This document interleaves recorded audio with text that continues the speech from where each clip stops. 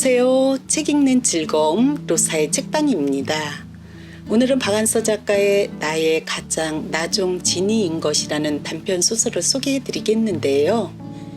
이 작품은 1993년 상상 창간호에 실렸으며 제25회 동인문학상 수상 작품이기도 합니다. 나이가 들어감에 따라 가족, 친지들과 사별을 겪게 되는데요. 젊은 나이에 떠난 사람은 슬픔의 강도가 더 크고 아쉬움과 사무치는 그리움에 오래도록 가슴에 남더군요. 작가님은 1988년 한 해에 남편과 대학생인 아들을 잃었는데요.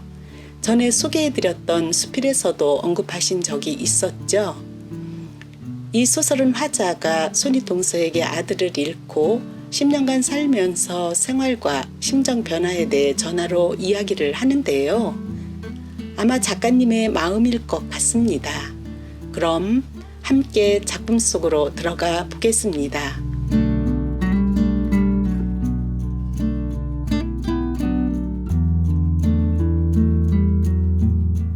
나의 가장 나종 진이인 것.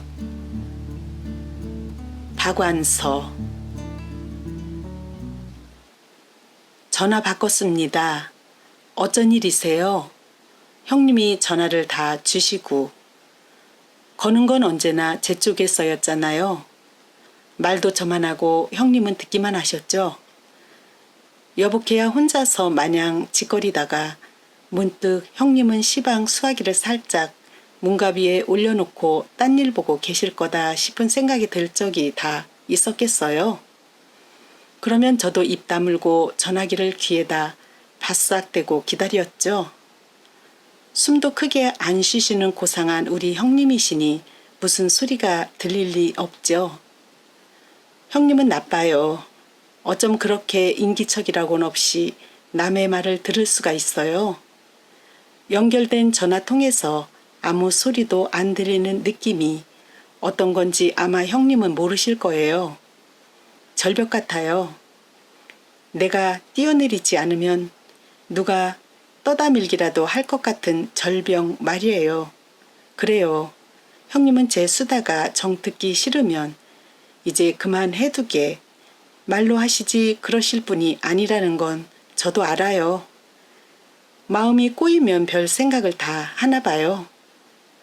그렇지만 절벽 같은 정막 끝에 들려오는 소리도 뭐 그렇게 정붙는 소리는 아니더라고요. 듣고 있네. 계속 하게나. 사극에 나오는 데뷔마마처럼 이렇게 감정이 섞이지 않은 형님의 목소리를 들을 때마다 창석이 처가 참 안 됐단 생각이 들어요. 형님은 맏며느리를 직장에 그냥 다니게 한 것만 큰 선심 쓴 것처럼 말씀하시지만 형님 같은 시어머니 모시기가 얼마나 힘들겠어요. 알아요. 형님 생각으로야 모시게 한 적도 잔소리 한 적도 없으시겠죠. 그렇지만 절벽 같은 침묵과 잔뜩 꾸민 목소리는 안 힘든 줄 아슈? 뭐 형님 화나셨어요? 네. 참 하실 말씀이 있으셔서 거셨을 텐데 제 소리만 했네요. 그저께가 증조모님 제사였다고요? 일을 어쩌나 그만 깜빡했어요. 형님도 잊어버리셨다고요? 우리 둘 다 잊어버렸으니 제사를 못 지냈겠네요. 못 지낸 건가 안 지낸 건가 창석이 처가 기억해냈을 리는 만무하고 형님이 그런 일에서 며느리를 제쳐나 버릇하기가 잘못이에요.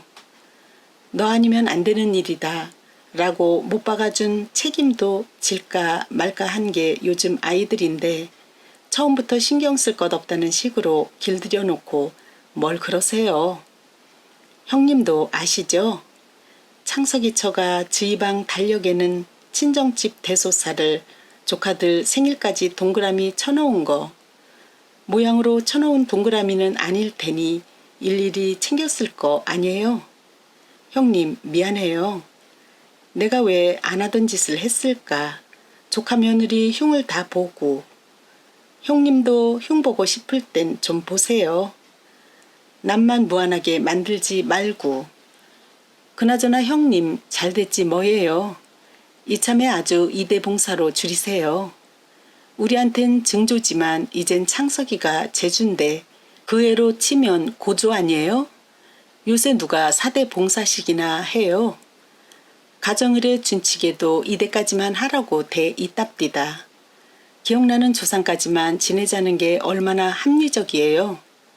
하긴 형님은 증조 할머니 뒤까지 받아내셨으니 기억나는 정도가 아니겠네요. 단 석 달이라도 그게 어디예요. 증손부한테 아랫도리까지 내보이시다가 돌아가셔선 또 해마다 그 손으로 지극정성 차린 제사 받아 잡숫고 그만하면 호강하셨죠? 안 그래요? 그나저나 형님, 홀령이 정말 있을라나? 계시다면 조금은 섭섭하셨겠지만 그러려니 했을 거예요. 사대 봉사까지 받아 잡숫는 홀령이 요즘 세상에 어디 그리 흔할라고요? 홀령도 호강이 지나치면 딴 홀령들한테 미움받을지도 모르잖아요. 굶고 가셔서 안 되었단 생각일랑 마세요. 홀령이 먹을 자리 난 건 여적지 못 봤으니까. 자리도 안 나게 먹을 거면 아무 데선 못 얻어먹겠어요? 형님네 동네엔 서울서도 이름난 먹자골목까지 있겠다. 형님네 아파트까지 찾아오시는 동안 시장기만 면하셨을라고요? 속세 음식에 질려서 절레절레 머리를 흔들고 가셨을 텐데요. 뭐 알아요? 저도 운감이란 제사 음식에 한한다는 것쯤 돌아가신 조상이 운감을 못해 큰일 났단 생각보담은 저를 나무라고 싶으셔서 전화 거셨으리라는 것도요. 그래요. 해마다 형님한테 제삿날을 일깨워 드린 건 저였죠. 그렇지만 제가 안 알려드리면 잊어버릴 형님인 줄은 정말 몰랐다고요. 저는 다만 제삿날을 사흘이나 이틀쯤 앞두고 나박김치 담그러 갈 날을 의논드린다는 게 자연히 제삿날을 아는 척하는 구실을 했을 뿐인데 저를 그렇게 믿고 계셨다니 형님 이제부터 저 믿지 마세요. 뭐 외는 건 질색이에요. 특히 숫자는 안 돼요. 요전에 밖에서 집에다 전화 걸 일이 있었는데 전화카드를 집어넣고 나서 숫자판을 누르려는데 집 전화번호가 생각나지 않지 뭐래요. 황당하더군요. 어둑어둑할 무렵이었어요. 차들은 헤드라이트를 켜고 질주하고 길 건너 상가엔 네온이 켜지기 시작하더군요. 수화기를 들고 망연히 서 있었죠. 뒤에서 기다리던 청년이 빨리 걸라고 재촉을 하더군요. 성질이 급하거나 버릇없는 젊은이 같진 않았어요. 참을 만큼 참다가 나온 소리였을 거예요.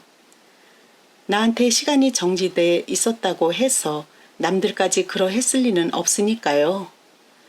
저는 청년을 돌아다보면서 말했죠. 우리 집 전화번호 좀 가르쳐줘요. 청년이 비실비실 뒷걸음질을 치더니 몸을 돌려 주랭랑을 치더군요. 머리로 아무것도 생각해낼 수가 없으니까 온몸이 꺼풀만 남은 것처럼 무력해지던데 그런 늙은이를 청년이 못하러 두려워했을까요? 형님, 참 묘한 기분이었어요. 내가 살아있다는 게 믿어지지 않았으니까요. 기억이 지워졌는데 어떻게 살아있다고 할 수 있겠어요? 거리를 오고 가는 사람들이나 요상하게 춤추는 불빛들이나 다들 실제하는 것들이 아니라 내 눈에만 그렇게 보이는 환상이다 싶었어요. 건물이고 차들이고 형체는 지워지고 거기서 내뿜는 불빛만이 서로 얽히고 설키는 게 마치 물체들의 홀령이 너울너울 자유롭게 교감하는 것 같더라고요. 마음이 편안하고도 슬펐어요. 세상을 하직하면서 한평생의 헛되고 헛됨을 돌아다보는 기분이 그런 거 아닐까요? 편안한데도 이상하게 위로받고 싶었어요. 형님, 그날 제가 스스로를 위로할 실마리를 어디서 찾았는지 아세요?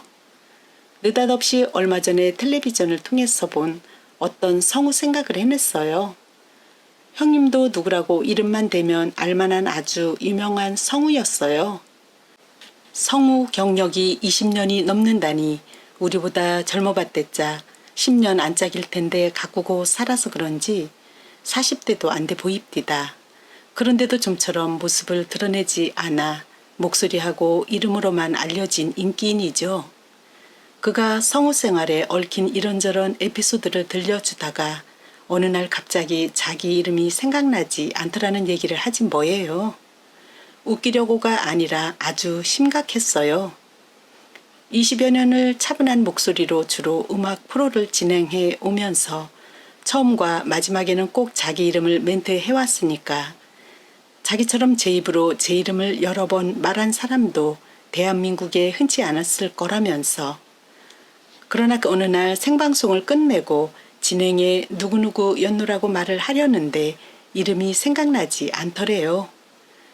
그래도 노련한 방송인답게 당황하지 않고 이름은 내일 말씀드리겠습니다. 라고 했다나요? 그때 그 생각을 하니까 내 집 전화번호가 생각나지 않는 것이 좀 덜 불안하더라고요. 별것도 아닌 걸 다 꿔다가 위안을 삼으려는 걸 보면 정신을 놓칠까봐 겁이 나긴 났었나 봐요. 제 마음은 저도 잘 모르겠어요. 정신이 나간 상태를 즐기는 줄 알았는데 실은 두려웠나 봐요.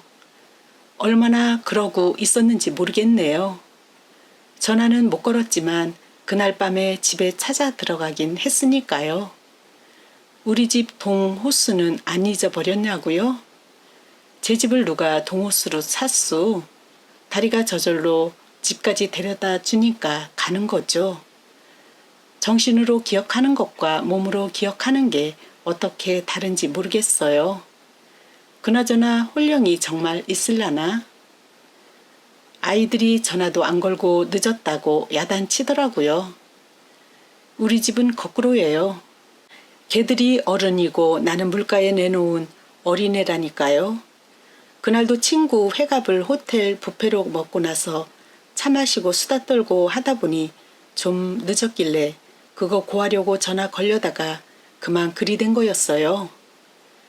그 애들이 날 그렇게 길들였다니까요. 내가 무슨 여고생인 줄 아는지 어디 갈 때는 가는 장소와 돌아올 시간을 분명히 하고 나가라. 나가서도 제 시간에 못 돌아올 일이 생기면 반드시 전화 걸어라. 이런 식이에요. 걱정하기 싫다 이거겠죠?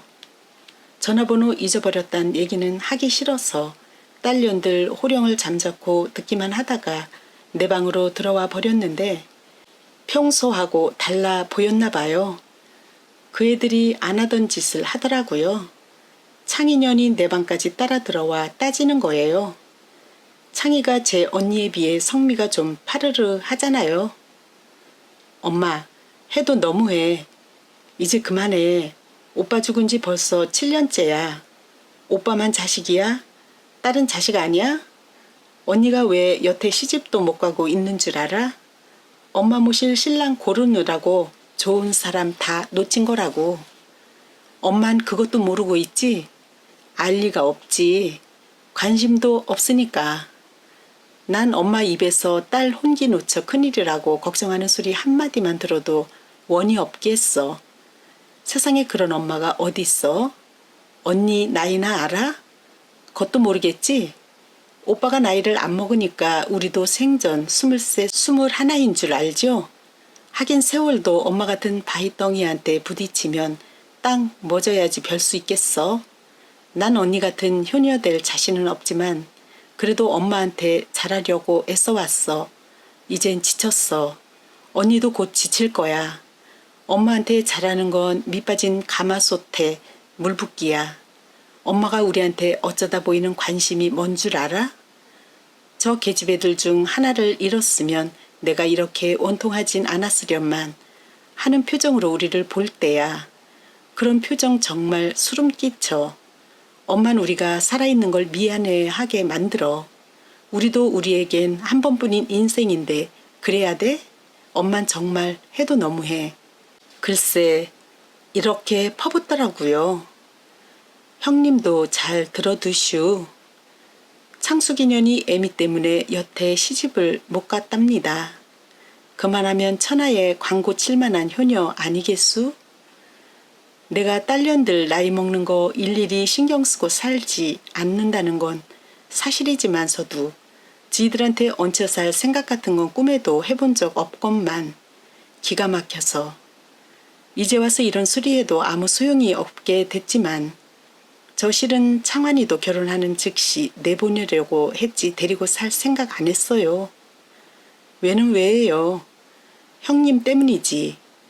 형님이 좀 오래 시집살이 하셨수? 시집살이 면한 지 겨우 3년 만에 과부 되시고 며느리 보셨으니 두 내만의 오붓한 재미도 혼자 사는 자유맛도 모르시잖아요. 그 세대는 그렇게 살 수밖에 없는 시대이기도 했지만 형님 시집살이는 그래도 어진 시어른 때문에 보기 좋았더랬어요. 저는 애를 들쳐업고 시장도 가고 밥도 해먹을 때 형님네 애들은 할머니 할아버지 손바닥에서 금이야 옥이야 방바닥에 등 붙일 겨를이 없는 걸 제가 얼마나 부러워했는지 형님도 아시죠? 제가 샘내는 소리를 비치면 형님은 난 애들 들쳐업고 밥 해먹기가 소원이라네 라고 한숨 섞인 소리로 말씀하시곤 했죠.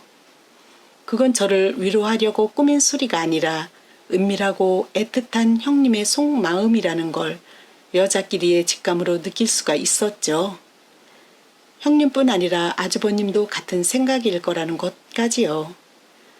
부부끼리 고통의 나눔이 없이 어떻게 형님처럼 완벽하게 좋은 며느리 노릇을 할 수가 있겠어요?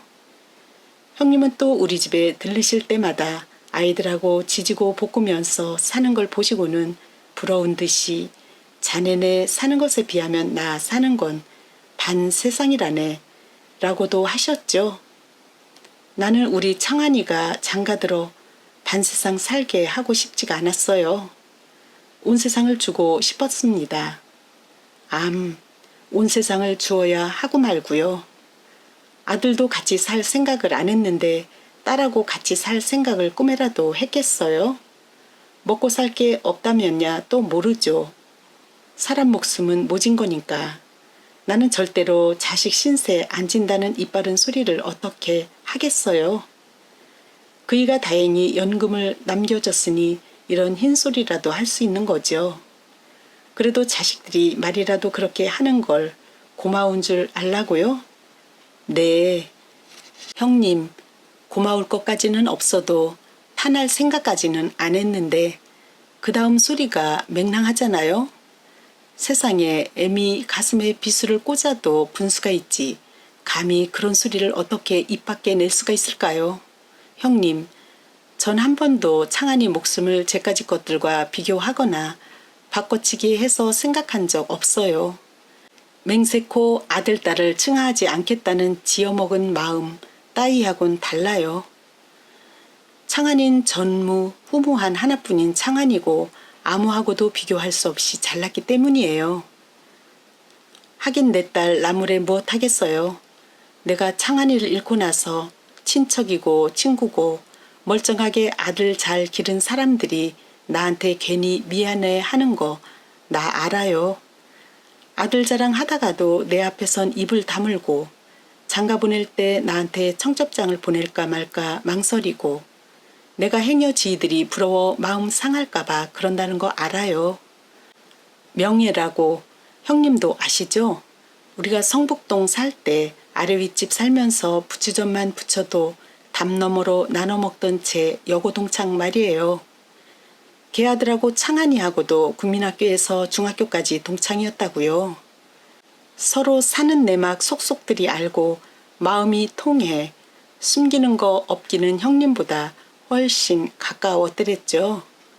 형님도 물론 그러시겠지만 시집 쪽 친척은 아무리 촌수가 가까워도 어느 정도 이상은 친해질 수 없는 껍질 같은 걸 가지고 대하게 되더라고요.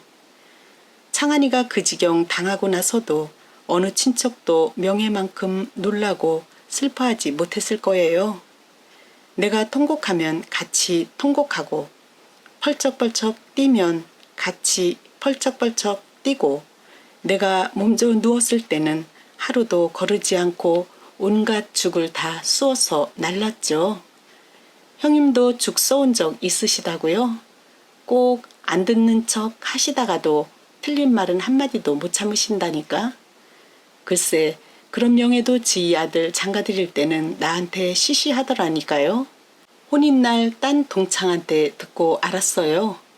식장이 찾기 어려운 변두리 동네 교회라 나한테 길을 물어온 동창도 내가 그때까지 모르고 있다는 걸 알고는 처음에는 안 믿다가 나중에는 자기 생각이 명예에 못 미쳤노라고 사과를 하면서 제발 모르는 걸로 해달라나요? 형님, 제가 뭘 잘못했다고 이렇게 손도를 맞습니까? 제가 손도를 맞는다는 건 창환이의 죽음을 부끄럽게 여기는 게 되거든요. 그럴 수는 없었어요. 저는 떨치고 일어나 즉시 준비를 하고 환하게 웃으며 결혼식장으로 달려갔죠. 명예가 어쩔 줄을 몰라 했지만 저는 늠름하게 굴었어요. 마음으로부터 축하도 했고요. 명예 아들이 장가드는 거 저 정말로 안 부러웠어요. 걔 아들하고 창한이 하곤 될 것도 아니니까요. 껄렁한 대학도 삼수까지 해서 들어갔고 젊은 애가 야망이 있나 이상이 있나 오로지 말초 신경만 발달해가지고 달고 다니는 여자가 맨날 바뀐다더니 아마 그 중에 하나가 배라도 불러왔나 봅니다. 부자도 아닌 집에서 졸업도 하기 전에 서둘러 식을 올린 걸 보면 그런 녀석이 어떻게 창한이하고 비교가 됩니까? 말도 안 되지. 그렇다고 형님, 제가 남의 잘난 아들을 보면 마음이 아린 줄 아시진 마슈. 우리 친정 조카의 얘긴 형님도 종종 들으셨죠? 친정에 번듯하게 출세한 사람 없기는 형님네나 우리 친정이나 마찬가지지만 그래도 전 친정으로 해서 으스대고 싶을 때는 늘 그 장조카 자랑을 하곤 했으니까 형님도 생각나실 거예요. 재학 중에 고시 패산에 말이에요. 참, 우리 집에서 보신 적도 몇 번 있죠? 머리만 좋은 게 아니라 인물도 잘 났죠? 그 애가 장가 갈 때는 창환이 잃은 지 1년 아니기도 했지만 글쎄 친정 식구들이 하나같이 이 하나밖에 없는 고모가 오지 말았으면 하는 눈치더라고요. 내 참 안이 꼽고 더러워서. 누가 그까지 판검사를 대수롭게 알 줄 알고 그동안 나도 민가옆 엄마들 덕에 의식화된 것도 있고 해서 죽은 우리 창한이가 산 법관보다 골백 번은 더 잘나 보이더라고요. 그러니 내가 걔 결혼하는 것 보고 꿀리거나 부러울 게 뭐 있겠어요. 더군다나 그 며칠 전에 민가옆 엄마들 따라 민주투사 공판하는 거 방청하러 가서 말도 안 되는 제목을 나열하는 법관을 실컷 야유하고 태태 침까지 뱉고 온 끝인데 그 새파란 법관이 부럽기는커녕 한심해 보입디다. 민가협 엄마들 덕에 언짢은 기색 하나도 안 하고 그날도 고무 노릇을 얼마나 씩씩하게 잘 해냈다고요. 형님, 민계협이 아니라 민가협이라니까요. 딴 발음은 똑똑하게 잘 하시면서 그 소리는 왜 그렇게 어눌하게 얼버무리시니 몰라. 형님 일부러 그러시는 거 아니에요? 저하고 그 사람들을 한 묶음으로 능멸하려고요. 아이고 깜짝이야. 그 소리에 뭘 그렇게 화를 내세요? 암만 해도 찔리는 데가 있는갑다. 형님, 미국 딸내 집에 한 달도 못 있다 오셔가지고도 배터리를 꼬박꼬박 배럴이라고 하셨잖아요. 그렇게 잘 따라하시는 형님 혀가 민가협 수리를 못할 리가 없을 것 같아서요. 능멸까지는 안 하신다고 해도 못마땅해서 일부러 그러실 거예요. 아무튼 전 듣기 싫어요. 요 다음부터는 그러지 마세요. 별걸 다 갖고 시집살이 시킨다고요? 그러면요. 동서도 시집은 시집이죠.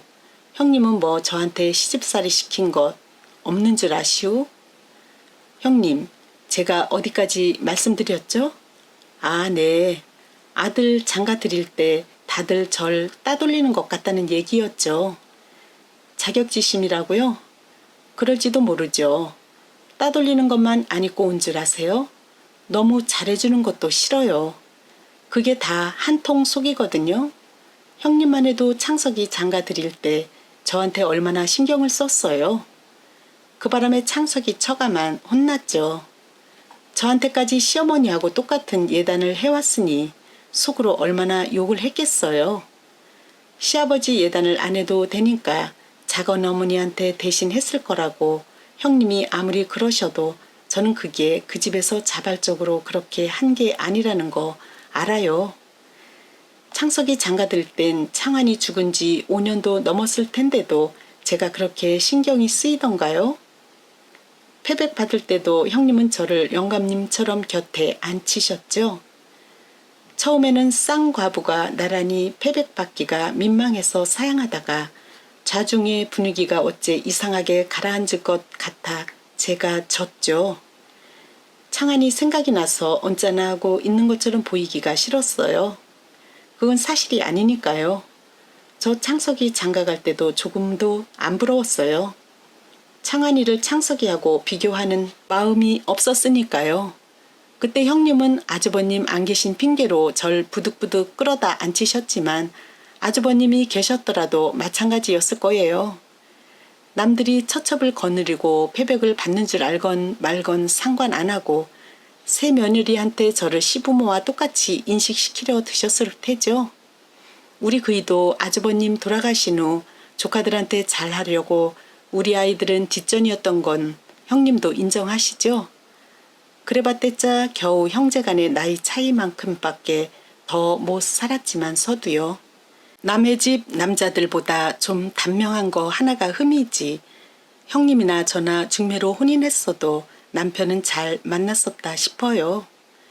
우리 그이가 회갑도 못 넘기고 세상 뜬 데 대해서도 여한 없어요. 창환이를 앞세우지 않고 자기가 휘딱 앞서갔으니 참 복도 많다 싶어 부럽다 못해 얄밉기까지 한걸요. 제가 부러운 건 오직 그이뿐이에요. 자다가도 그이가 부러워 가슴이 저리기 시작한 밤을 홀딱 새우고 말죠. 그러나 그건 남의 산 자식을 부러워하는 것하곤 달라요. 창석이가 나무랄 데 없는 아이라는 건 저도 인정해요. 그러나 우리 창환이하곤 그릇이 다른 걸 비교가 되나요? 부모 속 안 썩이고 명문대학 척척 들어가고 졸업도 하기 전에 대기업에서 모셔가고 윗사람 눈에 얼마나 들었으면 중매까지 서줘서 좋은 집 주수한테 장가들고 형님이 알을 잘 기른 거야 세상에 다 아는 일이죠. 그렇지만 형님, 창석이가 대학 들어간 해가 언제예요?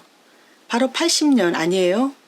80년에 대학 들어간 애가 세상이야 어찌 돌아가든 알 바 아니라는 듯이 공부만 팠다는 건 제 보기에는 인간성이 의심스러워요. 어떻게 그럴 수가 있었을까? 사람이 그러면 못 쓴다고요. 우리 창환이도 창석이보다 3년 뒤에 같은 대학에 들어갈 때만 해도 창석이처럼 공부밖에 모르는 아이였죠. 그러나 우리 창환이는 캠퍼스의 체류탄 냄새를 괴로워했어요. 그건 창석이도 마찬가지였다고요? 그야 그렇겠죠. 지나가던 사람도 눈물 콧물을 짜면서 펄쩍펄쩍 뛰었으니까요. 창석이는 몸으로 괴로워했을 뿐이지만 우리 창환이는 마음으로 더 많이 괴로워했다고요. 그래요. 우리 창환이가 운동권이 아니었다는 건 형님 말이 맞는지도 몰라요. 애미도 눈치를 못 챘으니까요. 그러나 그걸 누가 단정을 하겠어요. 자식을 겉을 낳지 속까지 낳는 건 아니란 말도 그래서 생겨난 거 아니겠어요? 그런데 그게 왜 그렇게 중요하죠? 말끝마다 형님은 꼭 그 소리를 하시더라. 마치 오금을 박듯이. 이럴 때는 전화로 얘기하고 있다는 게 얼마나 다행인지 몰라요. 아니에요. 전화로 말하면서도 전 형님의 시선을 느껴요. 대단한 비밀을 알고 있는 사람이 그걸 모르는 사람을 바라볼 때의 기분 나쁜 눈길 말이에요. 그래봤댔자 우리 창환이가 단순 가담자에 불과할 거라는 것밖에 형님이 저보다 더 알고 있는 게 뭐가 있겠어요? 그게 왜 그렇게 중요하죠? 처음에야 저도 그게 미치게 억울했죠. 그놈의 새 파이프가 눈이 멀어도 분수가 있지 앞장선 열렬한 투사들 다 제쳐놓고 하필 우리 창안이었을까 하고요. 그러나 죽음은 어차피 돌이킬 수 없는 운명인 거 아닌가요? 게다가 철저하게 개개의 것이고 그게 너무 무서워서 우선 피하고 싶었어요. 우선 개별적인 것에서 피하는 방법은 휩쓸리는 일이었죠. 집단적인 열정 속으로 형님도 기억하시죠? 우리 창안이의 장엄한 장례식을요. 100만 학도가 창안이를 열사로 떠받들었죠. 형님, 제발 그렇게 말씀하시지 마세요. 젊은이들이 제 몸에다 불을 붙여 시대의 횃불을 삼으려던 세상이었잖아요. 죽은 목숨을 횃불 삼으려던 것쯤 아무것도 아니었죠. 형님이나 저나 하도 궁핍한 어린 시절을 보내서 그랬던가 먹을 것 흔하고 흥청망청 물건 아쉬운 건 모르는 세상만 꿈인가 생신가 좋기만 하던데 젊은이들 눈엔 세상이 얼마나 깜깜했으면 제 몸으로 불을 밝히려 들었을까요? 중요한 건 창안이가 운동권이었나 아니었나가 아니라 죽음까지 횃불로 삼지 않을 수 없을 만큼 시대가 깜깜했다는 거 아닐까요? 형님, 우리가 참 모진 세상도 살아냈다 싶어요. 어찌 그리 모진 세상이 다 있었을까요? 형님, 그나저나 그 모진 세상을 다 살아내기나 한 걸까요? 형님은 당연히 비우시겠지만 세상이 정말 달라졌다면 그 달라지게 한 힘 중엔 우리 창안이 목도 있다고 생각해요. 그래요. 허튼 소리 같지만 저는 수도 없이 창안이의 부활을 경험했죠.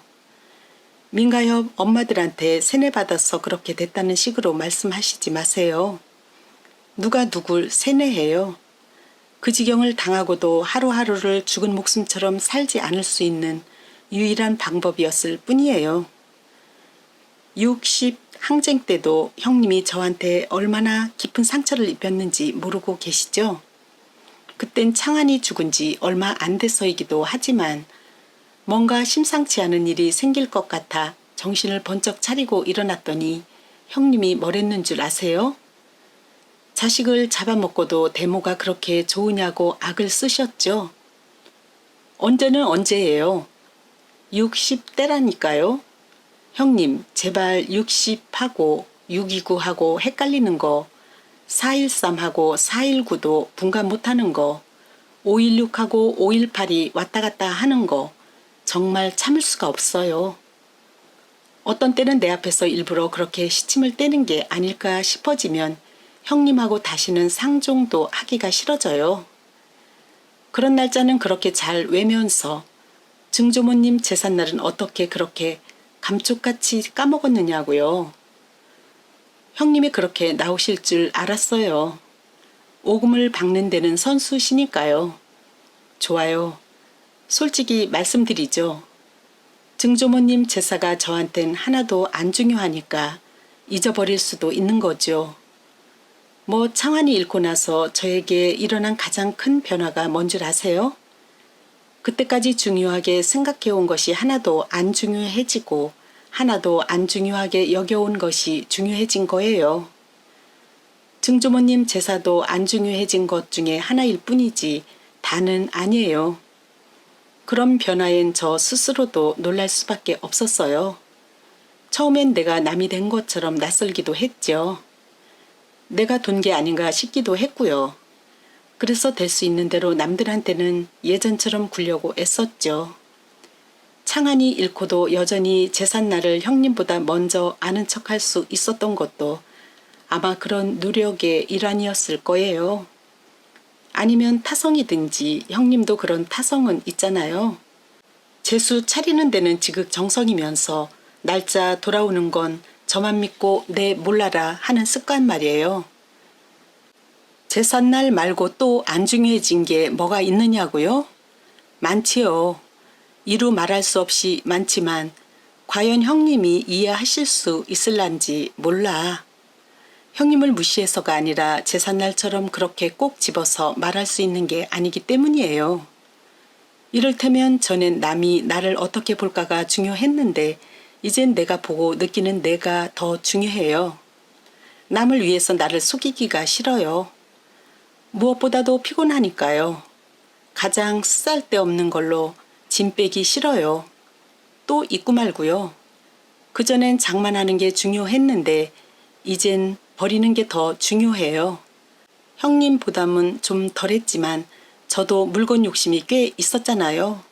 누구네 집에 가서 예쁜 접시나 찻잔만 봐도 어디째인가 물어보고 역시 다르다고 감탄하고 눈독 들인 건 기어코 장만하고 그게 사는 재미였죠. 60년 되든가 형님이나 저나 아직 새댁티가 남아있을 적 말이에요. 그때는 모든 물자가 귀할 때이기도 했지만 우린 사재기 선수였잖아요. 화학솜이 처음 나왔을 땐데 그까지 화학솜 이불이 뭐가 그렇게 신기했는지 이불개를 모아서 두 집이 한 채씩 그걸 장만했었죠. 그러고 보니 제가 지금 쓰고 있는 자개 장롱도 갯돈 타서 장만한 거네요. 갖고 싶은 걸 애써 장만하고 나면 그리 기쁘더니만 지금은 그 모든 것들이 다 짐스러워요. 왜 그게 거기 있을까? 몇십 년 손때 묻은 것들이 뜨악하고 낯설어지기도 하죠. 잠 안 오는 밤이면 주로 하는 짓이 뭔 줄 아세요? 장롱이나 찬장 속을 들들들 지져서 버릴 것을 찾는 거예요. 버릴 것 천지지요. 뭐 남들은 쓰자니 마땅치 않고 버리자니 아까운 거 천지라고 하더니만 전 아까운 게 하나도 없어요. 딸들 눈이 무서워서 한꺼번에 못 버릴 뿐이지요. 또 장롱 같은 거야 무슨 수로 버리겠어요. 누굴 주든지 고물상을 부르든지 해야 할 텐데 그것도 번거롭고 고물상이나 남의 집에 그게 있다는 것도 신경 쓰일 것 같아요. 그게 혹시 손때가 묻은 것들에 대한 책임감이라면 그것도 소유욕의 일종인지도 모르겠네요. 아무튼 세상에 귀한 거라고는 없으면서 버리기도 쉽지 않은 건 내 눈앞에서만 없어지는 게 아니라 아주 없어지길 바라기 때문이에요. 가끔 아궁이가 있는 집이라면 폐 뗄 수도 있을 텐데 하는 생각도 해보죠. 그것도 생각뿐이지 요즘 물건들은 그렇게 쉽게 제도 안 되는 것들이잖아요.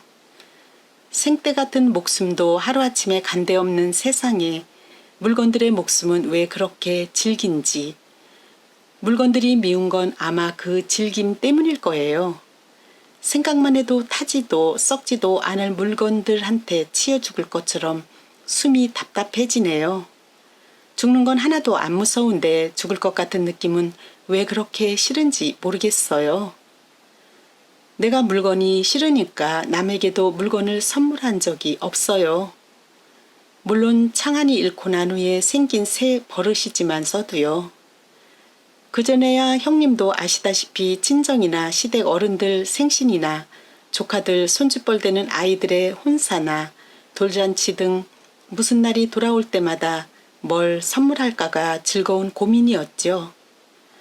돈을 절약하기 위해서이기도 하지만 두고두고 지니게 하고 싶은 욕심으로 저는 친척이나 친구들의 기념할 만한 날 돈으로 부조를 한 적이 거의 없었죠.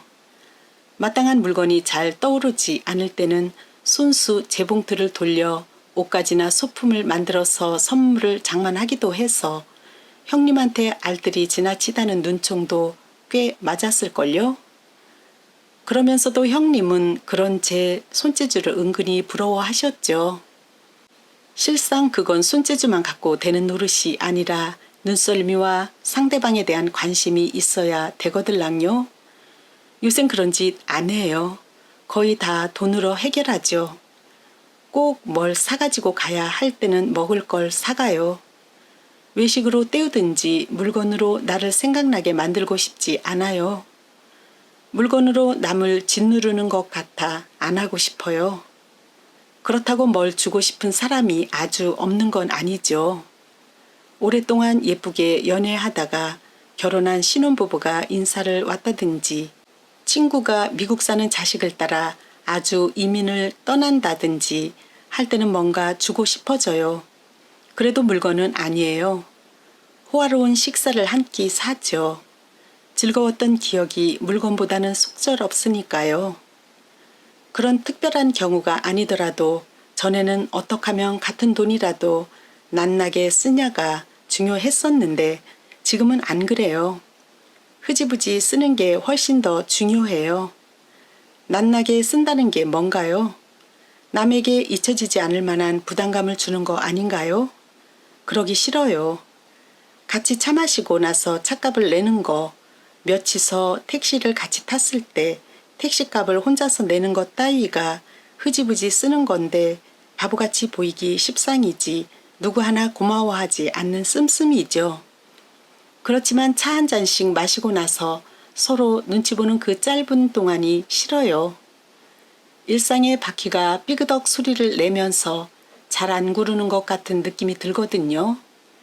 흐지부지 쓴다는 건 바퀴에 기름을 치는 행위에 다름 아니죠. 그렇잖아도 하루하루 살기가 힘이 들어 죽겠어요. 조금이라도 덜 힘들 수 있는 방법이 있는데도 힘들일 거 뭐 있어요? 일상의 바퀴에 기름을 치는 일은 하나도 표가 안 나서 남들은 낭비라고 생각하지만 나에겐 여간 중요한 씀씀이가 아니고 물론 안 아까워요. 창숙의 창의는 그런 나를 여간 못마땅해 하지 않아요. 낭비벽이 있다고 생각하나 봐요.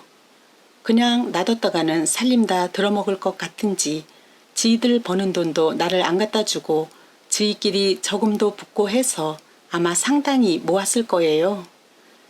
밥값은 내죠. 밥값도 안 내놓고 제 낭탕만 할 아이들도 아니고요. 스크립터, 디자이너 이런 직업을 형님은 좀 우습게 보시는 것 같지만 얼마나 고소득이라고요. 걔네들 내는 밥값만 가지고도 나 하나 얹혀 살 만해요. 연금은 흐지부지 쓰기에 부족함이 없고요. 형님이 무슨 권리로 혀까지 차시면서 못마땅해 하세요? 하긴 하루하루를 살기가 무거운 수레를 끄는 것처럼 힘들다는 걸 형님이 아실 리가 없죠. 저도 창한이를 잃기 전까지는 저절로 사라졌어요. 세월이 유수 같았죠. 한참 자라는 아이나 달력을 보지 않고서는 세월이 빠르다는 걸 느낄 겨를이나 어디 있었나요? 너무 빨라 거스르고 싶었나 봐요. 젊어 보인다는 소리 듣는 게 제일 기분이 좋았으니까요. 지금은 안 해요. 젊어졌다는 소리도 좋아졌다는 소리도 꼭 욕같이 들려요. 그렇다고 늙어 보인다거나 야위었다는 소리를 듣고 싶은 것도 아니에요. 그런 소리 들으면 내가 하루하루를 얼마나 힘들게 보내고 있다는 걸 들킨 것 같아서 기분이 안 좋아요. 왜 우리나라 사람들은 만나면 젊어졌다, 좋아졌다, 아니면 어디 아팠느냐, 못쓰게 됐다는 식으로 남의 신체를 가지고 들먹이는 인사를 그렇게 좋아하는지 모르겠어요. 전에는 중요하던 게 지금은 하나도 안 중요해진 게 또 뭐가 있냐고요? 형님이야말로 왜 안 하던 짓을 하실까? 전혀 귀담아 들으실 것 같지 않은 얘기에 관심을 보이시니 말이에요. 전에는 형체가 있어 눈에 보이는 것만 중요한 줄 알았는데 그 후엔 아니었어요. 눈에 안 보이는 걸 온종일 쫓을 적도 있어요. 아니에요. 육체와 영혼의 문제가 아니라고요. 그건 나한테는 너무 거창해요. 장미꽃과 향기의 문제예요. 장미꽃은 저기 있는데 향기는 온 방 안에 있다. 향기는 도대체 어떤 모양으로 존재할까? 고작 그 정도예요. 우리 집 행운목이 올해 꽃을 피웠잖아요. 꽃 모양이나 빛깔이 볼품없어서 핀 줄도 몰랐어요. 어느 날 집에 들어서니까 온 집안이 향기로 가득 차 있더군요. 현기증이 날 정도였어요. 꽃향기 때문에 질식도 할 수 있다는 게 실감이 되더군요. 그 향기가 좋았단 얘기는 아니에요. 물건은 분명히 하나인데 두 가지 방법으로 존재할 수도 있다는 문제에 며칠 동안 몰입할 수가 있었죠. 알아요. 꽃이 지면 향기도 없어진다는 거. 근데 그 소리를 왜 그렇게 야멸차게 하시죠? 접대는 창숙이가 쇳꼬리를 하나 통째로 사왔습니다. 몇 번에 나눠서 과먹으라는 거예요. 나 누린 음식 싫어하는 거 번연히 알면서 무슨 심산지. 애미 꼴이 꼭 바스러질 것처럼 기름기가 없이 남 부끄럽다고 창인형까지 옆에서 거들고 나서더군요. 싸가지가 없어도 분수가 있지. 애미들어 쟤년들 체면 세워주도록 피둥피둥 하란 소린지 뭔지. 탄하기도 싫어서 하라는 대로 큰 스텐통에다 놓고 고기 시작했죠. 물도 넉넉히 부었고 바닥이 2중이라나 3중이라나 아무튼 두껍게 특수 처리한 스텐통이라기에 믿거라 하고 온종일 고아댔더니 그만 바싹 태워버렸지 뭐예요. 성의가 없었어라고요? 맞는 말씀이에요. 제 몸 보아자고 성의가 날 애미가 어딨겠어요. 고약한 냄새가 진동을 할 때서야 겨우 불 위에 뭘 올려놓았다는 걸 깨달았으니까요. 그놈의 꼴인지 뭔지 수땡이가 되니까 바싹 오그라붙어 얼마 되지도 않던데 냄새는 왜 그렇게 지독한지 온 집안에 가득 차서 아이들한테 안 태운 척 속여 먹을 수도 없이 만들지 뭐예요. 꼬리는 오그라붙은 게 아니라 팽창을 한 거였어요. 수땡이는 즉시 없앴지만 고약한 냄새는 달포도 넘어 가더군요. 구석구석 그 냄새가 안 스민 데가 없어요. 요새도 돌아 누우려면 그 냄새가 훅 끼칠 때가 있는 걸 보면 베갯니 사이에도 끼어 있나 봐요. 꼴이 제까짓게 뭐라고 수땡이 아닌 다른 무엇이 되어 남아있는 걸까요? 형님, 꼬리를 태워 먹은 건 하나도 안 아까우면서 다른 무엇이 되었길래 이렇게 오래 남아있는 걸까요? 궁금한 정도가 아니라 마냥 집착하게 돼요. 형님, 그렇다고 제가 그까지 꽃이나 꼬리 따위에서 사람의 정신과 유사한 걸 찾고 있다고 생각하지 마세요. 일종의 습관일 뿐이에요. 밖에 나갔다가 집에 들어왔을 때 열쇠로 문을 따고 들어가야 할 때와 안에서 창숙이나 창이가 열어줄 때가 있잖아요. 안에서 맞아줄 사람이 있을 때가 없을 때보다 좋은 게 인지상정이련만 전 그 반대예요. 그들의 마중을 받으면 창안이의 빈자리가 왜 그렇게 크게 느껴지는지 나도 모르게 무너져 내리듯이 밖에서 꾸민 나를 포기해버리죠. 그러나 열쇠로 문을 따고 빈집에 들어섰을 때는 딴판이에요. 창안아, 애미 왔다. 그렇게 활기 넘치는 소리로 말을 걸며 들어가는 거예요. 핸드백을 내던지면서 옷을 벗으면서도 냉장고에서 찬물을 꺼내 벌컥벌컥 들이마시면서도 연방 말을 시키죠. 그럴 때는 집 구석구석이 창안이로 가득 차는 거예요. 내가 그의 안에 있다는 걸 실감하죠. 어느 쪽이 진짜 나인지 모르겠어요. 걔가 생때 같은 내 아들이 어느 날 갑자기 없어졌다는 걸 어떻게 믿을 수가 있겠어요. 형님, 우리가 참 모진 세상도 살아냈다 싶어요. 어찌 그리 모진 세상이 다 있었을까요? 형님, 그나저나 그 모진 세상을 다 살아내기나 한 걸까요? 여지껏 꿋꿋하게 잘 버티기에 그냥저냥 극복한 줄 알았더니 이제 와서 웬 약한 소리냐고요? 형님 보시기에도 제가 그렇게 아무렇지도 않아 보입니까? 아무렇지 않은 사람이 아무렇지도 않아 보였다면 그게 얼마나 눈물겨운 노력의 결과였는지는 한 번도 생각해 본 적 없으시죠? 형님도 아마 은하 계란말은 들어보셨을 거예요. 그렇지만 그 크기나 우주엔 우리 태양계가 속한 은하계 말고도 얼마나 많은 은하가 있고 앞으로도 자꾸 발견될 거라는 건 저만큼 모르실걸요? 그렇게 단정을 하면 혹시 일제시대에 여고 입학한 걸 요새 서울대학 들어간 것보다 더 높이 평가하시고 자랑스러워 하시는 형님한테는 모욕적일지도 모르지만서도요. 느닷없이 웬 은하계냐고요?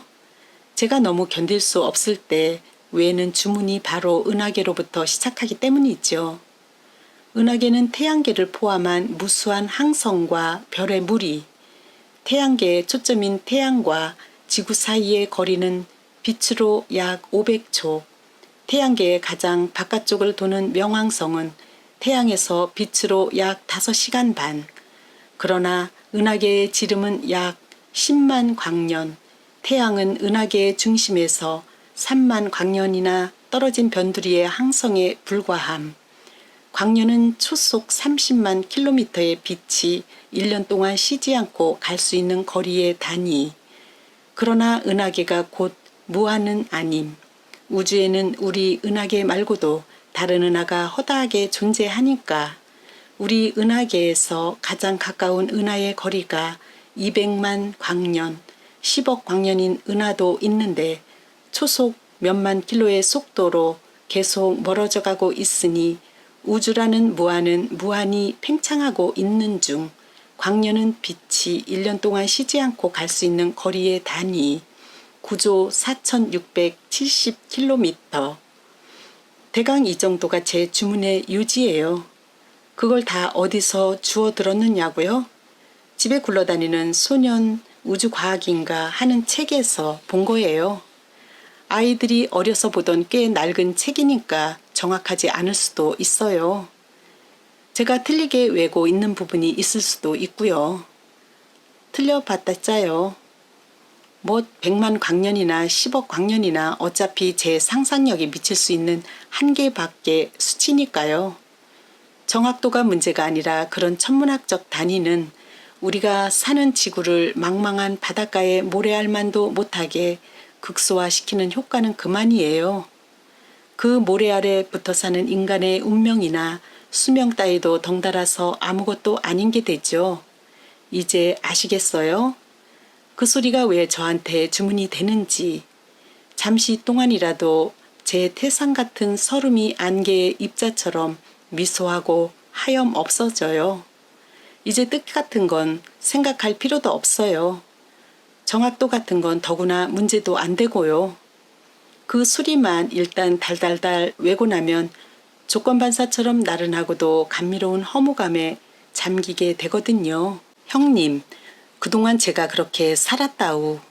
주문이 계속해서 효과가 있었더라면 형님한테 가르쳐 드리지도 않았을 거예요. 글쎄 그 주문 가지고도 도저히 안 될 때가 있더라고요. 안 듣는 주문이 돼버렸으니까 가르쳐 드린 거예요. 한 열흘 됐나 명예가요. 아까도 얘기한 제 제일 친한 동창 명예 말이에요. 명예가 저더러 같이 문병할 때가 있다는 거예요. 얘기를 들어보니 내가 꼭 가봐야 할 때가 아닌 것 같아 내키지가 않았어요. 같은 동창이지만 나하고는 전혀 안 친했고 졸업하고 나서도 우연히 만난 적도 없는 친구고 아픈 사람도 그 친구가 아니라 그의 아들이라는데 제가 불쑥 못하러 가겠어요. 싫다고 했더니 명예가 꼬드기는 말이 창환이 장례 때 와준 친구라는 거였어요.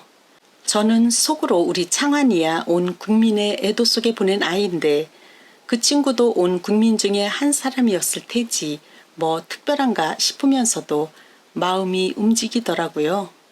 그래서 그 아들이 어디가 어떻게 아픈지 자세한 건 묻지도 않고 그냥 따라 나섰어요. 참 생명이 위독한 병이냐고는 물어봤군요. 명의 대답이 어째 이상했어요. 그러면 오죽이나 좋겠니? 글쎄 이러지 뭐예요. 그때 자세한 걸 캐물었어야 하는 건데 남의 자식 목숨에 대해 어떻게 저렇게 말할 수가 있을까. 울컥 치미는 명예에 대한 불쾌감 때문에 아무 말도 안 하고 말았어요. 명예는 오지랖도 넓지 어떻게 이렇게 멀리 사는 친구 집 우한까지 찾아다니며 챙겼을까 싶게 그 집은 같은 서울이면서 하루길이었어요. 저희 집은 강남의 동쪽 끝이고 그 집은 강북의 서쪽 끝이었으니까요. 아직도 이런 동네가 남아 있었구나 싶게 골목이 좁고 꼬불탕한 허름한 동네였죠.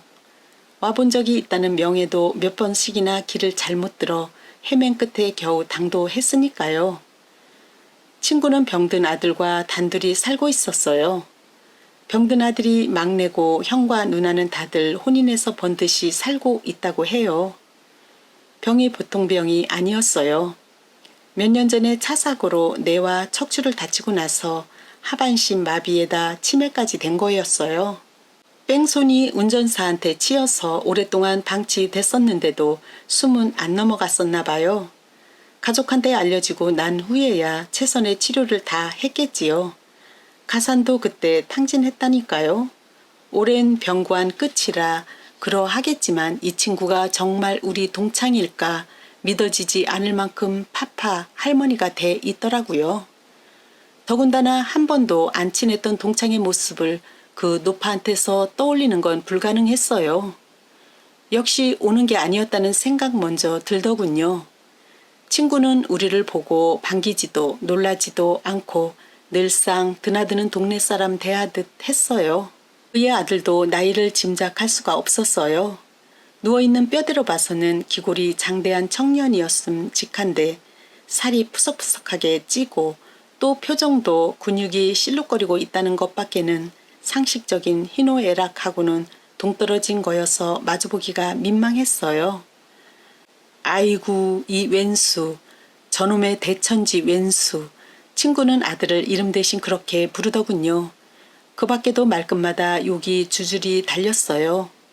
오죽 악에 바치면 저럴까 지옥이 따로 없다는 생각이 들었어요.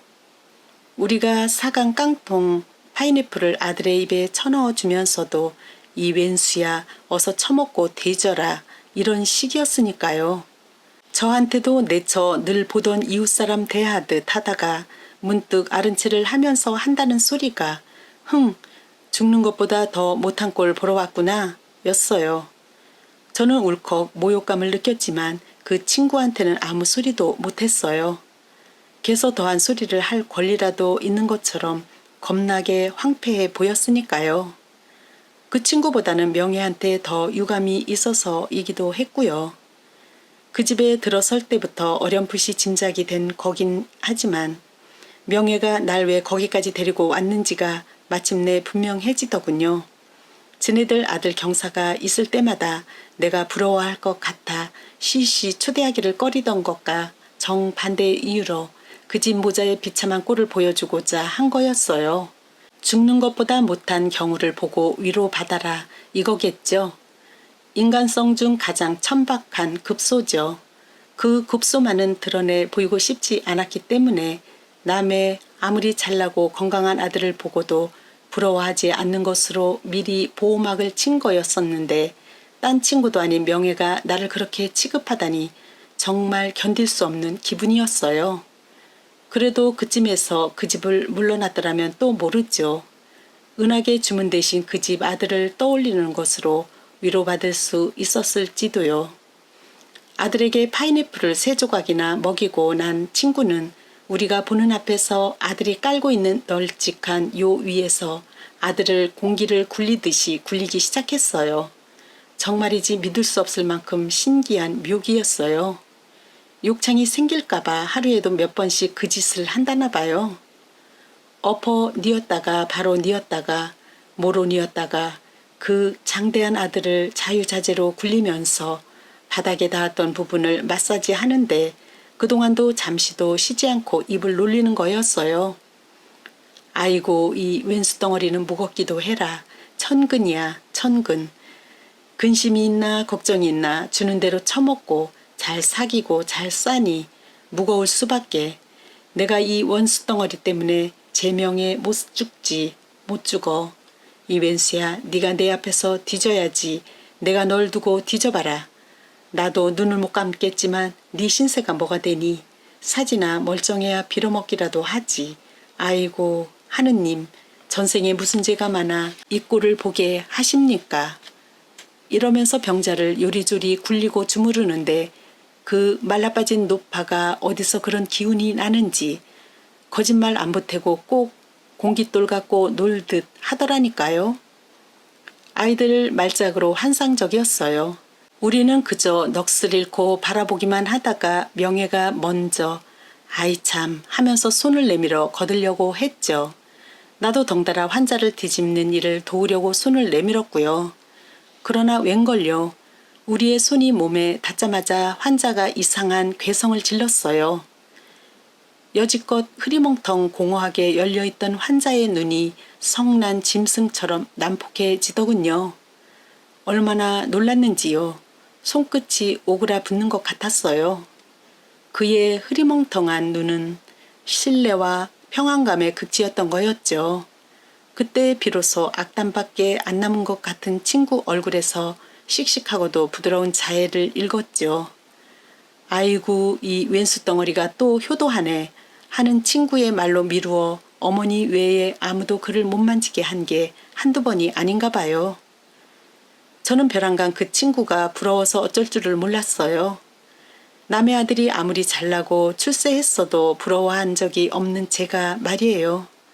인물이나 출세나 건강이나 그런 건 말고 다만 볼 수 있고 만질 수 있고 느낄 수 있는 생명의 실체가 그렇게 부럽더라고요. 세상에 어쩌면 그렇게 견딜 수 없는 질투가 다 있을까요? 형님, 날카로운 삼지창 같은 게 가슴 한가운데를 깊이 훑어내리는 것 같았어요. 너무 아프고 쓰라려 울음이 복받치더군요. 여기서 울면 안 돼. 나는 황급히 은하계 주문을 외려고 했죠. 소용이 없었어요. 은하계 그까짓 거 아무것도 아니더라고요. 저는 드디어 울음이 복받치는 대로 저를 내맡겼죠. 제가 그렇게 많은 눈물을 참고 있었을 줄은 저도 미처 몰랐어요. 대성통곡, 방성대곡보다 더 큰 울음이었으니까요.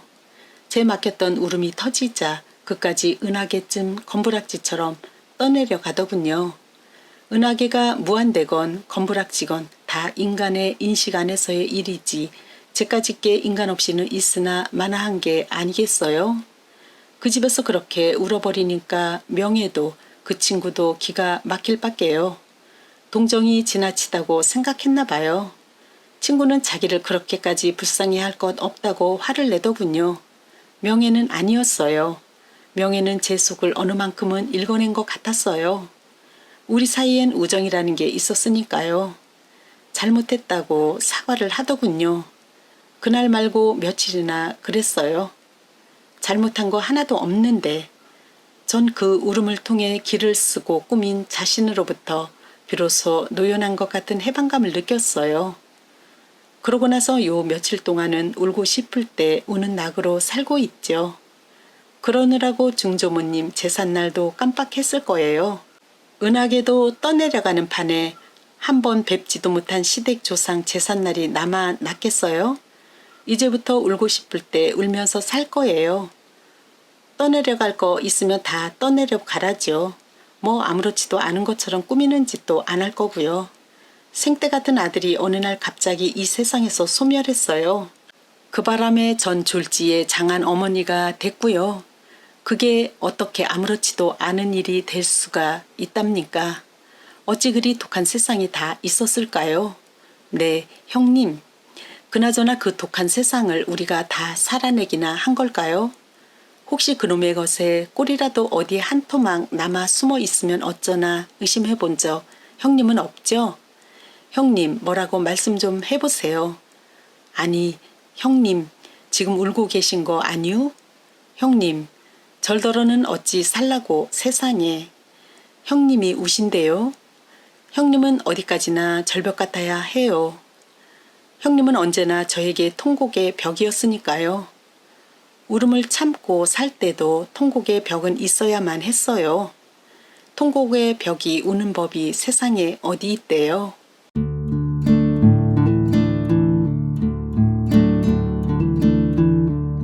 네, 어떻게 잘 들으셨나요?